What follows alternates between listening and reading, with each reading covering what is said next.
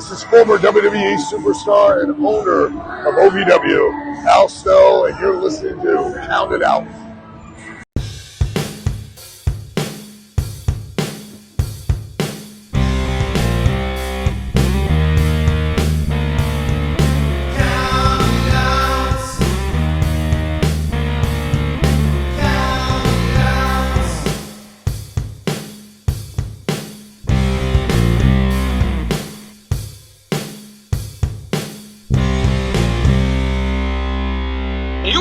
To Count It Out with Mike and Tyler.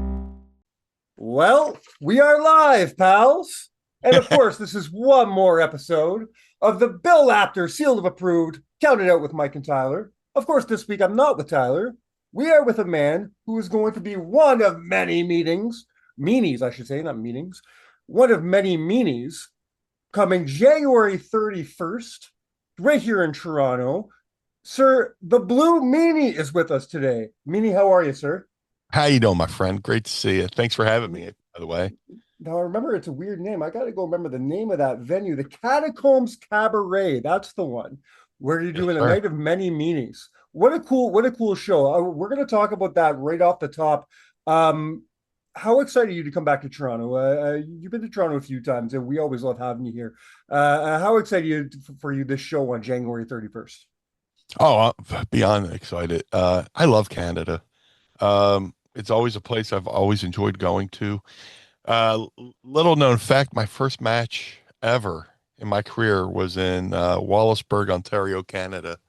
So, and I've always admired Canada from afar, you know, with the rich wrestling history you guys have up there with, you know, Stampede and Maple Leaf Wrestling and, you know, just being a wrestling junkie. And just you know, the rich wrestling history you got up there, but just to come up there and see some fans, see some friends. I have a lot of friends up in the area.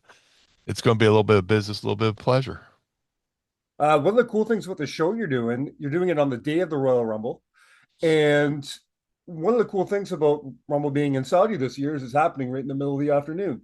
So you're putting in a bit of a Rumble watch along. Whose idea was that? Was that your thing, or did they ask you to do that? Whose brainchild was that?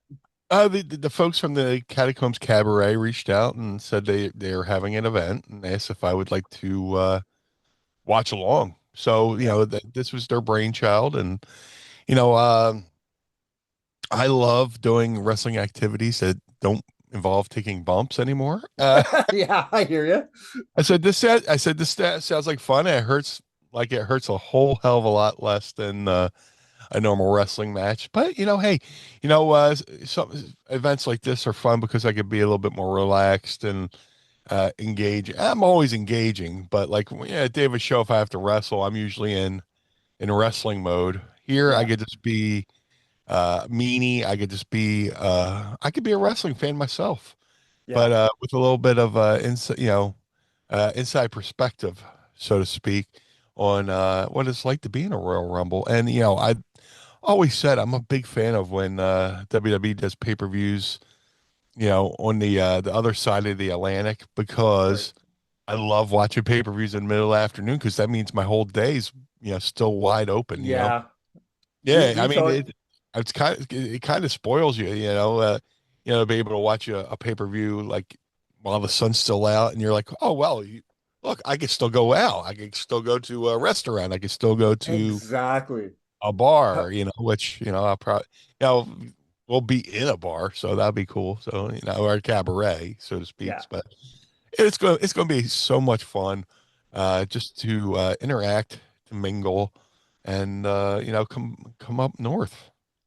Is there anything else you can tell our listeners about this show? I mean, this is a busy weekend for wrestling. There's wrestling shows everywhere. Why should they go to this show? What's special about this show? It's just going to be fun. It's going to be interactive. You know, we got 3 events. We got the Rumble watch along.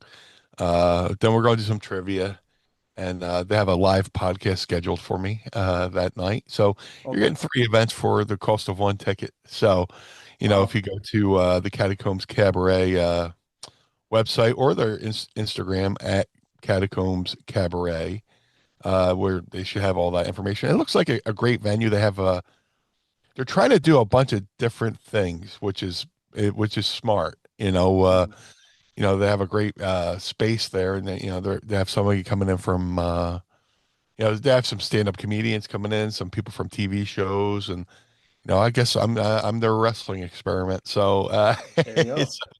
so it'll be a good time, man. I'm just looking forward to going up there. There's certain trips where instead of flying, I'll offer to drive up just because I love the drive, and Yeah. the drive up there is fantastic. It's very scenic. Driving through Pennsylvania, driving through upstate New York, and through Canada is some Right. beautiful scenery. So Really is. it's going to be a good mind eraser trip for me, but it's also going to be rewarding that I got to interact with a lot of fans and see some friends that I have up there in the Great White North. Yeah. That's really awesome. Speaking of the Royal Rumble, you of course you're no stranger to the Royal Rumble. You had your Oh, moment in time. Do you have any stories, any memories you can share with us? I believe it was 1999 you were in the Rumble. absolutely. Um, I guess like the most infamous story. I was in Royal Rumble '99, and my first and only official Royal Rumble. I've been in other companies' versions of a Royal Rumble, but this one was a lot of fun because I got to be in there with a lot of young guys like Edge, Christian, or no Edge, Droz, and a few other folks. But Mhm. while I was in there, there's so many things that happen in a battle royal that like maybe fans don't catch in on. A lot of Yeah. practical joking, a little bit of ribbing. Owen Hart was infamous for being in battle royals and rolling people up for pins. Because there's no pins in a battle royal. Yeah. So I'm in there with Edge and Droz, and they're trying to eliminate me. And I figure, hey, let's have a little bit of fun. What's a fun way to get them to stop throwing me out? And I reach over, I start trying to tickle them. They got my arms are over the ropes, and I reach out and I start tickling them. But it just so happens that the WWF cameras caught it on tape. And so if you ever watch the Royal Rumble, while I'm in there with Edge and Droz, like if you're looking at the TV, bottom left corner, Edge and Droz have me in the corner. I'm reaching over and I start tickling him. And then I reach up and I pull Droz's armpit hair out to make him stop trying to throw me out. So, so At least that sort of works for you. If it catches on camera, they're gonna be like, no one's gonna be hot because Meanie's tickling a guy. It's not like they catch Kane, here you yeah, go, yeah, So- tickle fight. Yeah, but yeah, my character, that's the blessing of my character because, there's stuff I could do to purposely be funny. But even if I make a mistake, they go, "Oh, that's Meanie." hmm There was an instance in ECW where me and Nova were going to do a parody of the gangsters at New Jack and no and Mustafa, and we were going to run. The gangsters run out with the trash can full of weapons, and I was Blue Jack and Nova was Nova Staffa, and we're running out and. Nova aims towards the aims to throw the trash can over the top rope. I try to shove it through the middle rope, and it just hits the top rope in the dead center, and all the weapons start falling out and plundering out. And I grab a couple things I run that start hitting people with, while Nova throws most of the weapons in the ring. And we were doing this because New Jack was out with an injury, but New Jack was there at the show, and he was up on this at the ECW arena and he's up on the stage where the hard cam is that aims down at the TV. So we do our thing. We go in the back. New Jack comes out and he says, "That is probably one of the funniest things I've ever seen." He's like, even though it was a mistake, people probably thought we planned it. So, just there's so many things with my character where I have a little bit more freedom. If I trip and fall, I could just get up and go, eh. And the crayons go, exactly. That's just meanie, just Yeah, that's it gives me that's a a lot blessing. of Yeah, it's definitely a blessing. yeah. I had this discussion with somebody just a few years ago. I have a very good friend who works out of the Kingston area, Nice. and his character is a family friendly kind of a goofball kind of guy, so he can get away with stuff like that as well. And he was doing a show where it was a big show, it was a convention show. So Bret Hart was there, and Mark Henry was there, and Tommy Dreamer was an agent on the show. So it was a big show, but when he came out, his arm got caught up in the curtain of the entrance. And when he did Oh, his entrance, the whole fucking thing comes down on top of oh him. my God. Now, Tommy's hot, right? Tommy's losing it backstage, but the two owners of the show, they're losing their minds laughing. They're like, if it was anybody else, we'd be pissed, but it's Danny, we'll be fine. Because it happened to be that character, he can get away with it. The crowd loved it. They thought it was part of the show. Yeah. But now he's dragging it behind, he's dragging his entrance behind him. So now we call him the curtain jerker. I don't know how he didn't put that should be his gimmick for the rest of his life, the curtain jerker. That's But I that's don't brilliant. that's what we call him on the show now. But now that same night at the Royal Rumble, that is the exact same night of that very infamous match between The Rock and Mick Foley. Were you where Foley took several chair shots to the head? Yeah. Were you still there? Were you watching behind stage? Did you watch that match at all? And did you get to see Mick after the match, or did you have any experience with that? Famously enough, that was the night they were filming for Beyond the Mat. That's right. I forgot about that. Yeah. So when you see Mick come back through the curtain, I'm like one of the first people at the curtain to meet him to see if he's okay.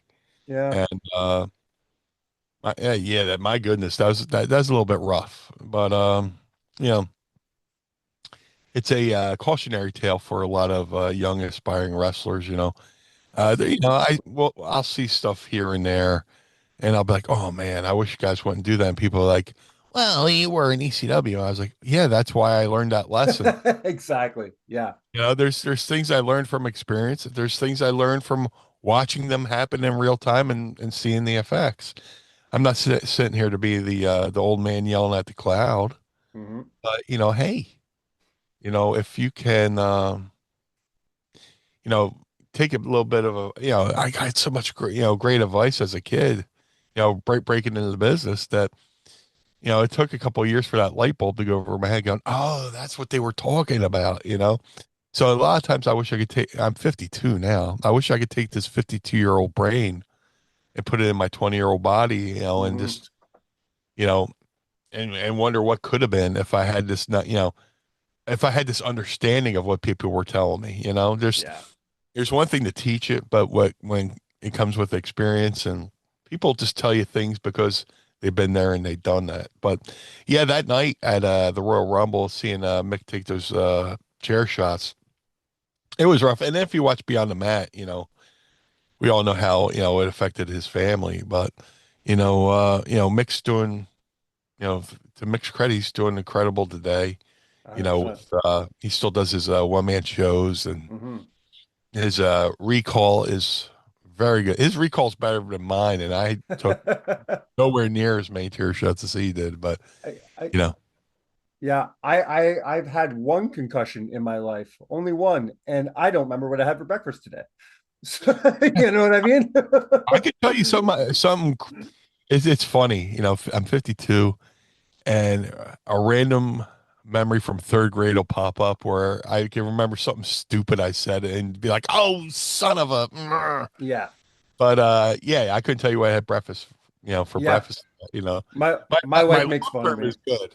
Yeah. My Well, long that's term is it. good. Yeah, my short term Yeah. is My wife makes fun of me because I could tell you what band released what album in what year and how many awards they won for it, or anything about professional wrestling, but ask me what she asked me to do around the house today. You know what I yeah. mean? It's Context but clues, please.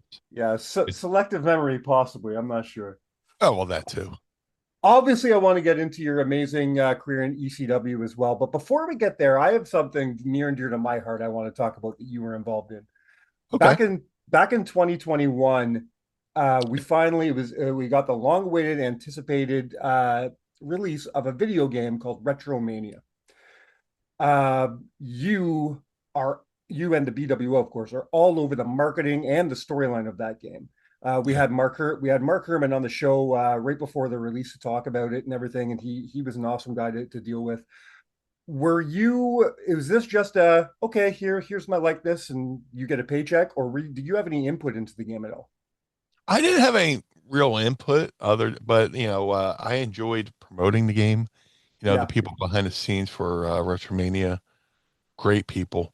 yes, And they are. it's a great game. It's something I grew up with, and you get into wrestling because you love wrestling, you want to do wrestling, but then there's the other things, like the perks of action figures, video games, t-shirts, and to be in 2021 where, you're not part of a major company, but you get to be a part of something really cool, like a Hmm. video game like that. Like I'm sitting right here, I have a Retromania cabinet, it's just in Oh my wow, my podcast studio, and on the side of it is all the characters. So yeah. I got to be a part of a pretty cool roster as well on that game. So that was just a joy to be a part of, a joy to help promote, and a no-brainer.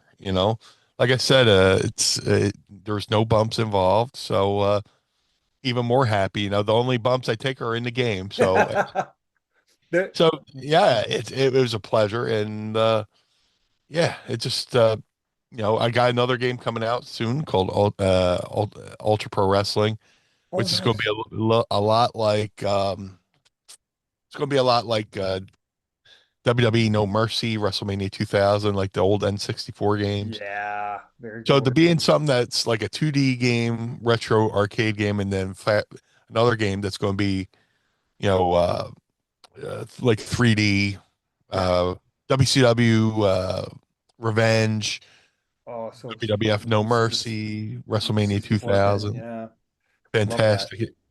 Yeah, the good thing about that game too is it's going to have a lot of original characters by the amazing artist Hal Haney, but a Oh, lot of real world wrestlers like yeah, myself. WO is going to be in it, and a bunch of other wrestlers as well. So it's just I'm very fortunate, to be a part of all these great uh,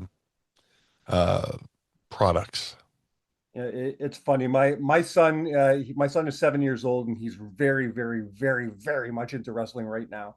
And obviously, he's never seen a Blue Meanie match. I don't. Well, he doesn't watch ECW for obvious reasons. But he knows Blue Meanie. He knows the BWO very much so. He loves Retromania. And because of Retromania, when people ask him who are your favorite wrestlers, he'll drop names like Blue Meanie and Mr. Hughes and stuff and names that he's only watched one Mr. Hughes match in his life, and it wasn't good. Yet Mr. Hughes is one of his favorite wrestlers because of that game. He loves it, and he always talks about Big Stevie Cool, and it's so funny to me. It's such a cool way to introduce him to characters that maybe I'm not going to let him watch yet, but at least he gets that interaction. So it's cool that we got to experience that together. That's the cool thing about professional wrestling. It's generational. Yeah. When I started watching when I was 8 years old, maybe, and my grandfather was into wrestling. In his younger days, he goes back to Ed Strangler Lewis and all that Mm-hmm. good stuff. So he was able to take me to my first wrestling events. First house shows, and you know uh, there's nothing better than I have younger friends who have kids who are turning out to be wrestling fans as well, and it's pretty cool to watch friends of mine pass it on to their children as well. So Yeah. it's just wrestling is a great community. Sometimes it can be frustrating, when it with the tribalism and all, but overall, 95% of the wrestling community is awesome. Yeah. 100%. Um, so let's get into the character a little bit. The Blue Meanie character felt both comedic, like we talked about, but also kind of oddly dangerous, which is kind of needed in ECW, of course. How intentional was that balance? And at what point did you realize this character was going to really connect with the ECW fan base? I mean, it was just a week for me. It was week by week because, um, I was only when I went to ECW, I was only a year and a half in the business. Right. Raven gave me this character, which Raven, he's one of the best minds in the business, and created so many great storylines of characters. But you know, he gave me the character and helped me develop the character, and I went out there, and every week was a learning experience. To be under Raven's tutelage. So in the ECW, it tried to start off as a like a heelish character, but as we started doing parodies and Raven started wanting us to start doing parodies of other wrestlers, that's where my comedic side started to come out, because I grew up I'm a big fan of comedy, Yeah.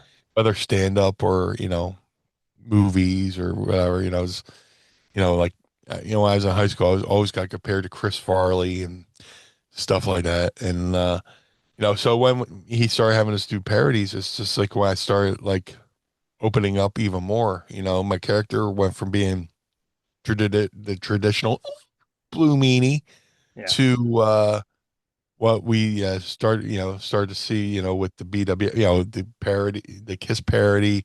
Oh yeah. We were Blue Dust and Bear Von Stevie, Hmm. the Blue Meanie Bloods, which was like the Blue Bloods, William Regal and Bobby Eaton.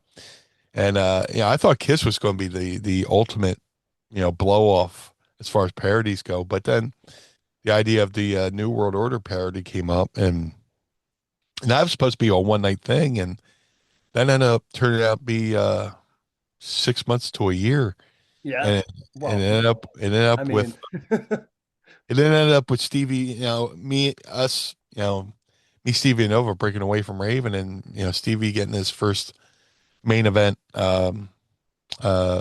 first singles, push, leading up to Barely Legal, our first pay per view. So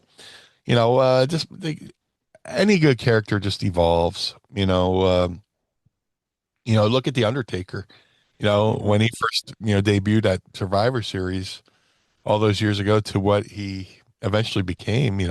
Every good character evolves, and I was able to evolve. You know, through ECW, through WWE, and trying stuff out, independently as well. Famously, we know there was some backlash to the BWO thing. I know Eric Bischoff apparently tried to sue you guys over it and failed. Um, Yeah, I mean, he was the one guy who might not have liked it at the time, but did Scott Hall ever talk to you oh yeah, personally? yeah, Yeah. yeah. Because he came up to ECW for a weekend, and I had seen the rest of I had seen the other NWO members. I'd seen, I shared a locker room with X Pac, and I was like, hey man, what do the guys think of it? And they're like, oh, we loved it, But and then you start doing conventions, and you meet Kevin Nash. He's like, dude, no problem. But when I met Scott Hall, he's like, yeah, after a WCW show, we go out to a bar and, trying to tell them to put wrestling on the TV. And then, there's the BWO, and Scott Hall said, well, it's the Blue World Order. He's the Blue Meanie, and he's me. That means I should be like the leader of the NWO, like ribbing, Kevin Nash, But, yeah, those guys loved it. Fortunately, they really liked it. And, anything we did was with respect. There was no malice at all in that, and even as fans, we knew that you weren't taking shots. It was all in fun, and because I mean, to this day, 30 years later, the BWO is. I think that's why we still talk about it, why it's still around, because it was fun. It wasn't malicious. It was Yeah. fun. Yeah. It served a purpose. Me, Stevie, and Nova, you know, uh, if you watched or if you went to an ECW event, and you saw something real heavy, like, two guys going through a table, or somebody getting hit with a barbed wire bat, or, something crazy.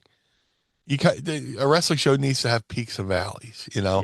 You can't go up, up, up, up, up, because then you burn the crowd out.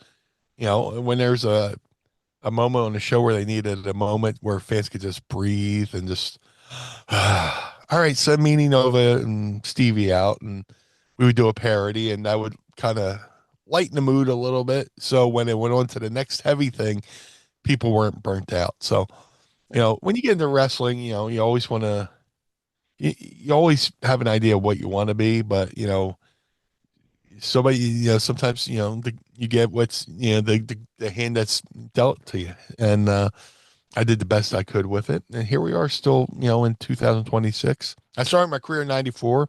We're here in 2026, still talking about it. And Exactly. yeah, We just said about that. Yeah. I can look back with pride, you know. While we're talking about the fun stuff that you and Stevie did, I'm hoping to get some, at least a story or a memory from that promo you guys did in New York City around Christmas time. I think Stevie super kicked Santa Claus, who, to my knowledge, wasn't a worker. Can you tell us about that? Oh my God. So it's come around Christmas time and we, wanted to do something for Christmas, and fortunately Nova couldn't make it. He had a personal obligation, so it was me and Stevie. And yeah, we just went around Times Square and just filmed random stuff. And that Santa Claus that you're talking about was just a regular old street performer. People were watching this film and they're like, "What is this?"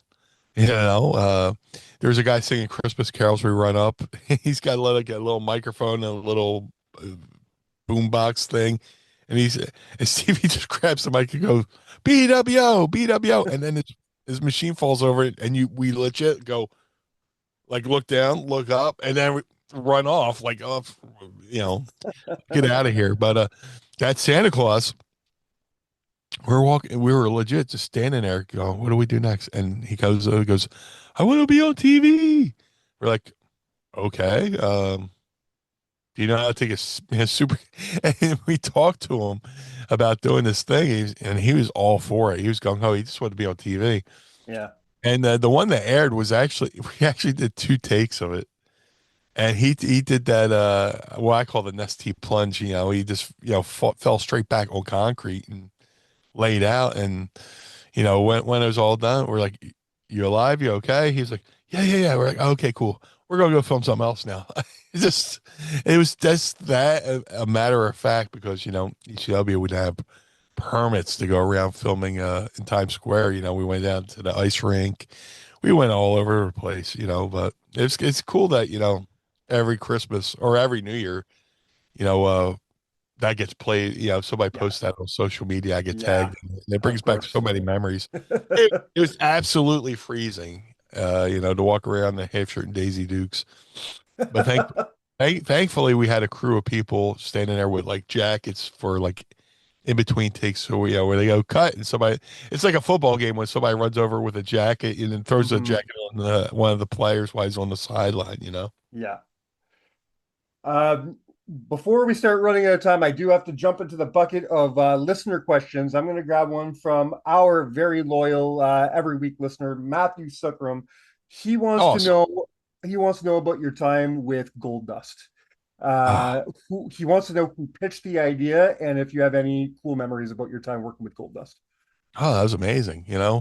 Uh, initially I started working with Gold Dust, out of an idea that just popped in my head because I was part of the Job Squad.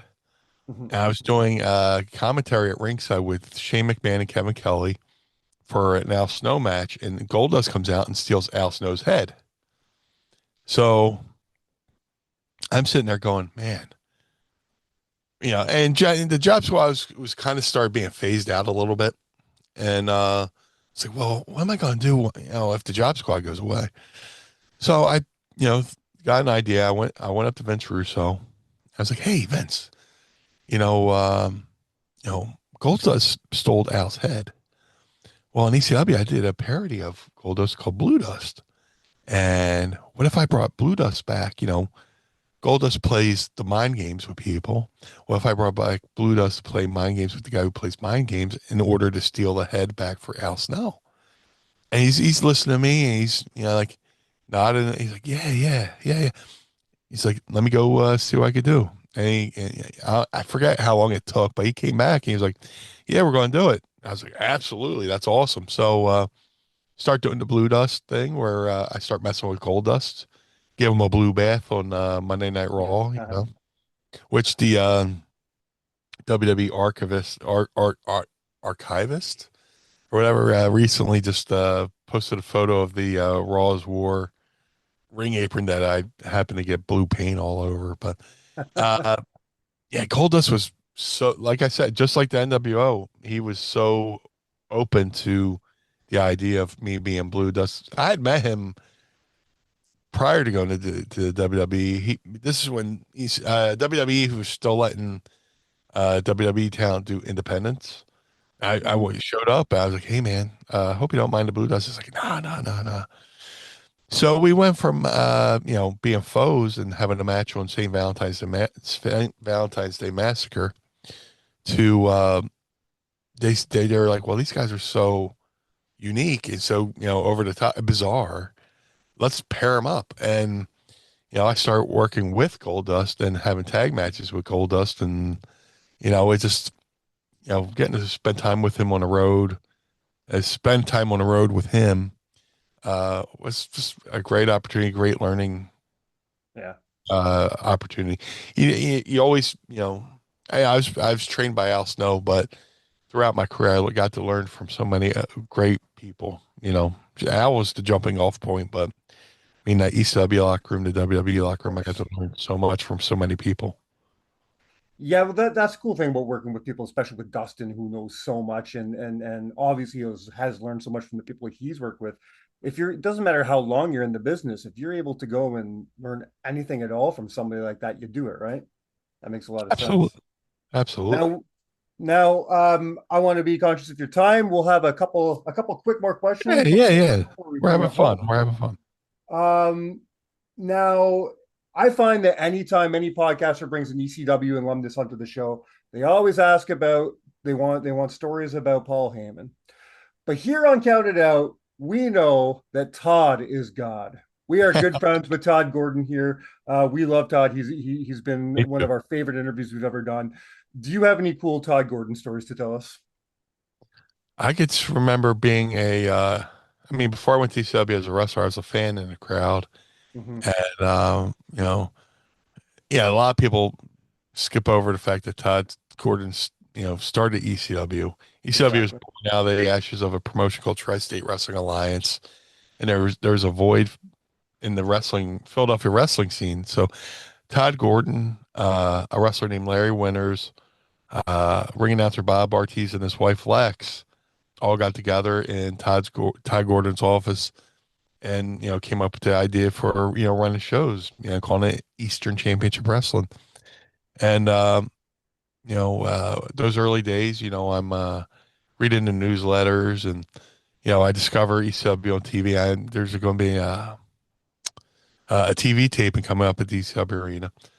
So I call the hotline number that they advertise. I was like, I don't know where this building is. Let me call where to find out. I call the number, and a voice is on. So a guy on the phone gives me directions, and as time goes on, I start going to ECW shows, start working in ECW eventually.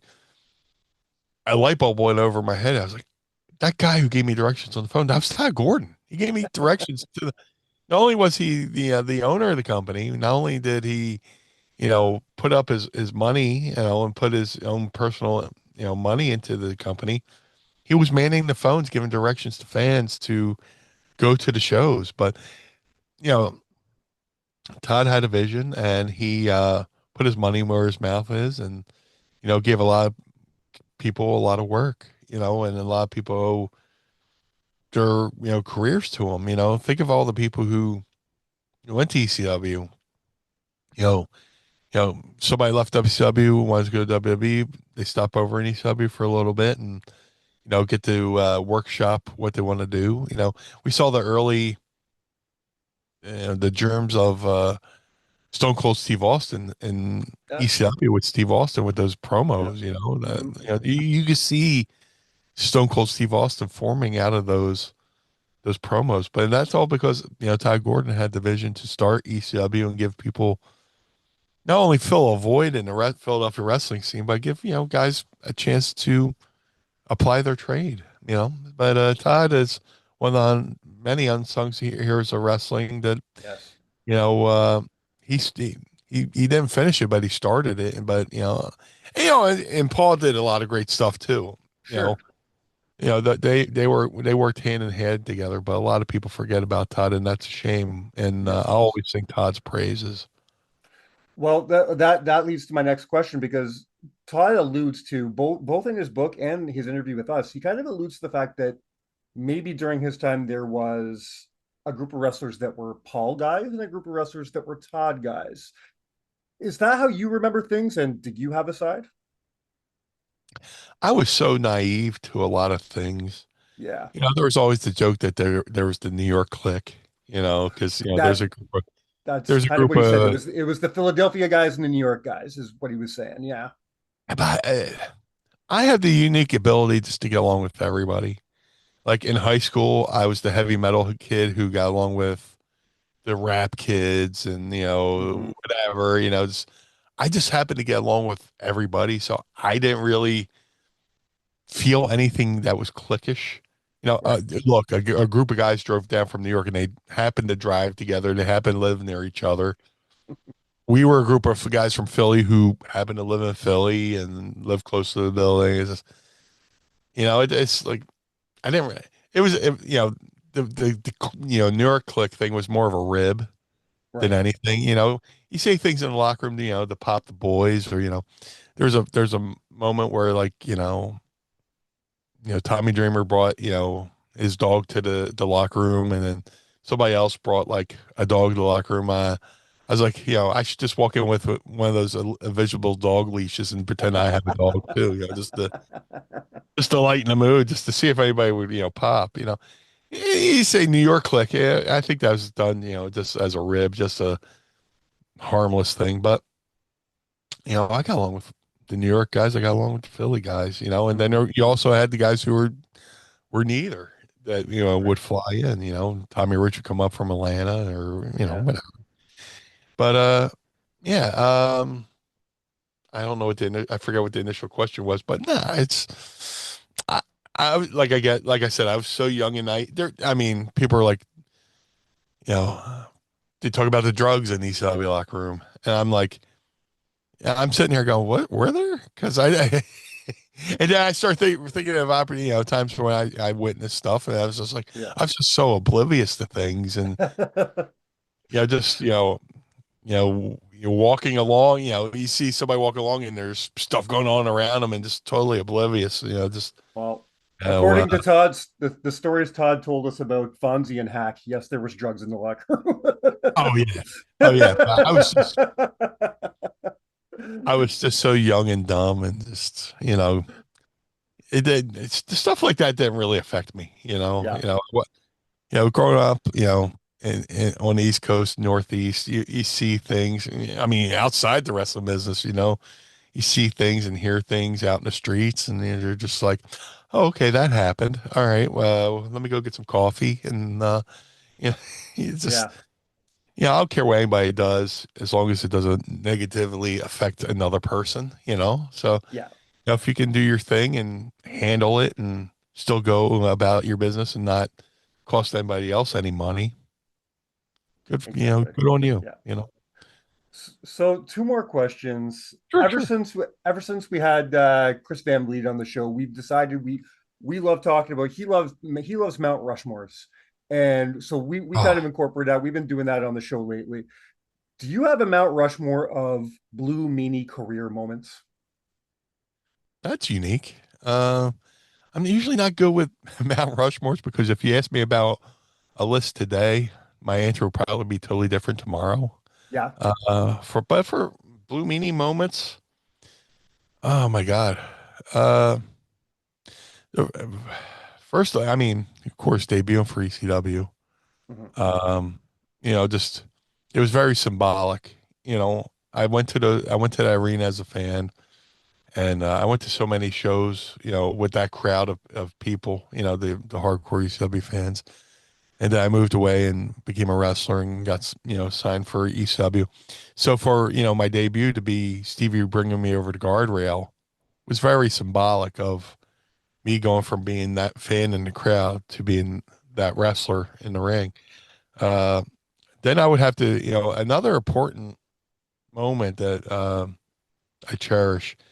Me and Stevie are, Ravens lackeys, but Mick Foley, Cactus Jack really took us under his wing, and he would have us go to ringside with him as his comic foil. True. Yeah. And when he had his last match in ECW right before going to WWE and being Mankind, he brought That's me right. and Stevie out to the ring to be a part of his farewell, and that's huge because those 100%. fans, are they're rough, but him doing that cemented us as legit people in ECW. You always say do the favor on the way out of a company, but I think he won that match against Mikey, but he he put two other guys, young kids over, on the way out, and that was me and Stevie. Another Mount Rushmore moment would be, you know, uh, going to the WWF. Of course. The cool thing about getting signed with WWE, Bruce Pritchard called me and got my details. I was like, all right, see you Sunday morning. Be at the building. You start this Sunday. So I got to walk 20 feet from my living room, from my bedroom to the living room because we had a one-story apartment. I told my mom and grandma put all the bills in my name, and they were like, "What?" I was like, "Yeah, I just signed with WWF." And my grandma was fainting. My mom was like, she's like Edith Bunker. Oh no, what? Oh no, but like, oh my, because they had been supporting my wrestling habit up until that point, and here I was about to make some good money and finally, take care of the people who were taking care of me. And then finally, probably would be having my WrestleMania moment in Philadelphia, being part of WrestleMania 15. Right. It's I mean, that's a nice number to have your WrestleMania moment. I went to WrestleMania 1 through 4 at closed circuit TV when my grandparents lived in Atlantic City. And then as a fan, I went to WrestleMania 4 and 5 in Atlantic City. So you think, I went to WrestleMania 5, 10 years later, I'm on WrestleMania 15. Yeah. You put things in perspective like that, you're like, where does the time go? Just, when you're living it, 10 years is a long time, but then, you get to be 52 and you're like, but 10 years really isn't that 10 long. years goes by in a second. 100% It it does. does. So Yeah. I went from being at WrestleMania 5 as a fan to being on WrestleMania 15 as a performer. So, I'm sure there's other things I'm leaving out too, but right off the top of my head, those four moments are near to what stick out to me. It's so funny you say that because I had this conversation just the other day when I remember in my younger years, probably teenage years, when Undertaker was hitting 10 years in the company. It was such a big deal. You're like, this guy's been around for 10 years. 10 years. That's crazy. Nowadays, you look at the roster, they've all been there for over a decade. All Yeah, of them. And yeah, and it's 10 years isn't a weird thing anymore. And I maybe it's because 10 years seemed longer to me back then, but now 10 years is, yeah, I mean, 10 years is a cup of coffee. yeah. I'm Yeah, listening to Gorilla Monsoon's book, and I'm, I just bought it on Audible. I'm going to start it this afternoon. That's that's funny. fantastic. It's Yeah. fantastic. But there's, they're talking, they go, and no spoilers, but there's a moment where Brian Salmon puts in perspective, 82, Vince buys the company from Gorilla and Vince Sr. and Arnie Skoland and I think Phil Zacco. 10 years later, he's doing commentary, it's just like, and I started watching in 82 and, seeing Gorilla as an announcer and, eventually I got to be on his last public appearance at WrestleMania 15. Right. Just like that window just flew by, man. Just, it was, you know, from 82 to 92, you watching his, progression, it just puts things in perspective. Now, it's possible because you had so many amazing answers for all those questions that you already answered the last question, but we always end the show with the same question. So I don't want to be any different. The last question is always, I mean, you've been wrestling since 1994, you said. So Yes. if you look back from 94 until 2026, think about all the years inside and outside of the ring, behind the stage, in the ring, it didn't matter. What's one moment that you look back and just it makes you smile? Oh man. I mean, so many things. I got to do so many cool things. Just I can't even really let me think. Just because you know, I gave you the Mount Rushmore of meanie moments and stuff like that, but staying back in, this past weekend, I worked for a great company in Poughkeepsie called Awesome Championship Wrestling, and I got to be a surprise in their version of the Royal Rumble. They had the Poughkeepsie Rumble, and just being in that locker room, and I got into business with a locker room full of vets, and now I'm one of the vets in the locker room, and getting to pass on advice that was taught to me, and give ideas that were, that pop in my head, and to watch people. Yeah, I had somebody come up over the weekend and said, me and you had a match years ago and we did this thing in the ring. I still do it to this day, and I'm just like, that's the biggest compliment, when a Yeah. fellow wrestler could say you did something with them in the ring and they took it and they continue to do it. So, just that, just the thing that makes me smile is the camaraderie and the brotherhood and the family atmosphere that pro wrestling is, and to go to. I don't do too many events. I'll work for a lot of people I consider reputable, and just because I want to have fun. I don't want to have to worry about anything. And this past weekend, in Poughkeepsie was fantastic. So, just it makes me smile that here I am 52 and had this community of people I've shared experiences with, Yeah. and stuff that nobody could take away from us. That's amazing.